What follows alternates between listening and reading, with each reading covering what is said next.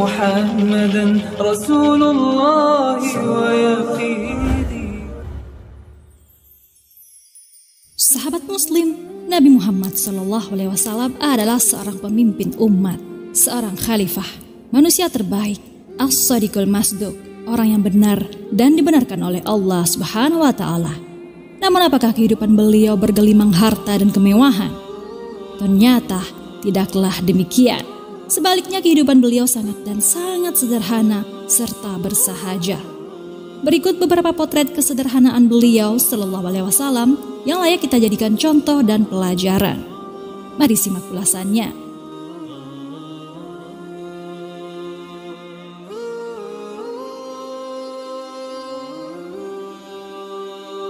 Seorang manusia yang telah dipilih Allah Subhanahu wa Ta'ala, lalu diutus pula sebagai pemimpin umat, maknanya beliau benar-benar manusia terbaik. Tentunya manusia seperti ini akan banyak diberikan kelebihan di luar kelebihan manusia biasa. Apapun yang ia minta juga tentu akan dikabulkan oleh Allah Subhanahu wa Ta'ala. Namun tidak dengan Rasulullah sebaik-baik manusia dan suri tauladan. Beliau justru memilih untuk hidup sederhana dengan segala kecukupan yang rasanya tak layak untuk diberikan kepada Rasul Allah ini. Kita saja manusia biasa, bukan nabi, bukan rasul, dan bahkan juga bukan sahabat nabi. Tapi selalu saja berharap lebih, ingin kaya raya dan hidup mewah bak raja. Tidak malukah kita meminta kehidupan seperti ini, sedangkan Nabi kita saja selalu hidup dengan kesederhanaannya? Riwayat-riwayat berikut ini menunjukkan betapa sederhananya Nabi kita Sallallahu Alaihi Wasallam dalam hidupnya dan semoga bisa kita petik hikmahnya. Di antaranya yakni riwayat dari Anas bin Malik radhiyallahu anhu, beliau berkata, gelas Nabi Shallallahu Alaihi Wasallam pecah. Kemudian beliau menambal bagian pangkal gagangnya dengan perak. Hadis riwayat Bukhari.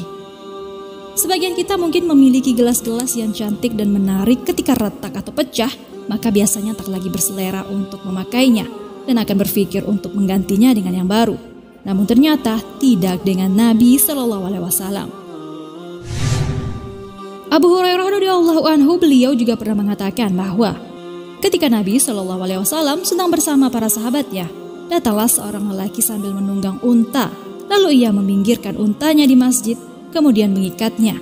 Ia bertanya, siapakah di antara kalian yang bernama Muhammad? Hadis riwayat Bukhari dan Muslim. Hadis ini menunjukkan bahwa Nabi Shallallahu Alaihi Wasallam berbusana dan berpenampilan sebagaimana para sahabat, tidak beda sendiri, tidak mencolok perhatian, walaupun beliau seseorang yang paling mulia di antara mereka.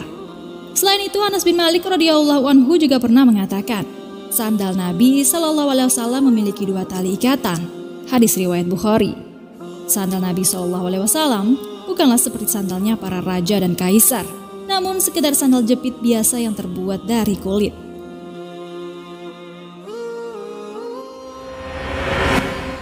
Potret kesederhanaan berikutnya, yakni Nabi Shallallahu Alaihi Wasallam selalu meminta rizki kepada Allah bagi keluarganya, sekedar makanan yang pas memenuhi kebutuhan pokoknya, bukan harta yang berlimpah ruah sebagaimana doa beliau Sallallahu Alaihi Wasallam. Ya Allah, jadikanlah rezeki keluarga Muhammad berupa makanan yang secukupnya. Hadis riwayat Muslim. Beliau juga menegaskan bahwa dengan terpenuhinya kebutuhan pokok seseorang di hari ia bangun dari tidurnya, itu sudah kenikmatan yang luar biasa. Coba kita tarik di kehidupan kita. Sebagian kita memiliki persediaan makanan bahkan tidak hanya untuk hari ini, bahkan beberapa hari ke depan, atau bahkan sampai berbulan-bulan ke depan.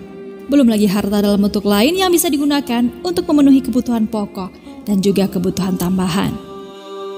Namun ternyata tidak demikian dengan Nabi Shallallahu Alaihi Wasallam. Justru rizki beliau sebatas kebutuhan pokoknya saja. Dari Malik bin Dinar radhiyallahu anhu, beliau juga mengatakan bahwa Rasulullah Shallallahu Alaihi Wasallam tidak pernah merasakan kenyang karena makan roti atau kenyang karena makan daging, kecuali jika sedang menjamu tamu, maka beliau makan sampai kenyang. Hadis riwayat Tirmizi. Biasanya sekali dalam 2 atau 3 hari beliau dan keluarga baru merasakan kenyang. Itu pun sekedar makan roti gandum, makanan yang sangat sederhana. Bahkan dikatakan oleh Aisyah radhiyallahu anha, mereka pernah tidak menyalakan api sama sekali di rumahnya. Pernah kami melalui suatu bulan yang ketika itu kami tidak menyalakan api sekalipun. Yang kami miliki hanya kurma dan air, kecuali ada yang memberi kami hadiah berupa potongan daging kecil untuk dimakan. Hadis riwayat Bukhari dan Muslim. Selain tidak menyalakan api selama sebulan, Aisyah radhiyallahu anha juga mengatakan, Rasulullah Shallallahu Alaihi Wasallam bertanya kepadaku pada suatu hari, "Wahai Aisyah, apakah engkau memiliki sesuatu untuk dimakan pagi ini?" Aku menjawab, "Wahai Rasulullah, kita tidak memiliki sesuatu pun untuk dimakan." Beliau lalu bersabda, "Kalau begitu aku akan puasa." Hadis riwayat Muslim. Masya Allah, adakah kita yang sanggup seperti beliau Shallallahu Alaihi Wasallam? Dikatakan selanjutnya, potret kesederhanaan Nabi Shallallahu Alaihi Wasallam dapat kita lihat dari tempat tidur beliau dan tempat tinggal beliau. Diriwayatkan dari Aisyah radhiyallahu anha, tempat tidur Rasulullah Shallallahu Alaihi Wasallam dari kulit yang diisi dengan sabut. Hadis riwayat Bukhari dan Muslim.